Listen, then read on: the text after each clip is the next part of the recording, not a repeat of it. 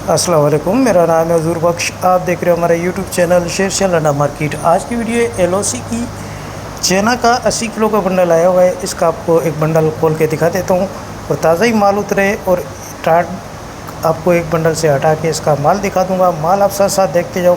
साफ़ सुथरा, कलरफुल और बेहतरीन माल है और बहुत ही सस्ती डील है। जिन भाइयों को ऑर्डर करना है अभी ऑर्डर कर सकते हैं।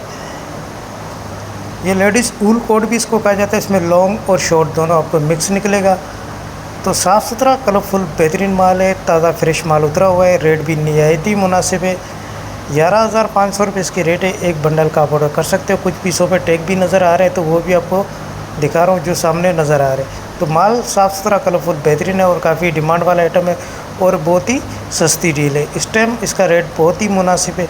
तो जिन भाइयों को ऑर्डर करना है भी ऑर्डर कर सकते हैं। 11,500 रुपये इसकी रेट है। 80 किलो इसका वज़न है। पेमेंट हमारी एडवांस है जेएस के सीजी पे साहब मिज़ान बैंक के थ्रू।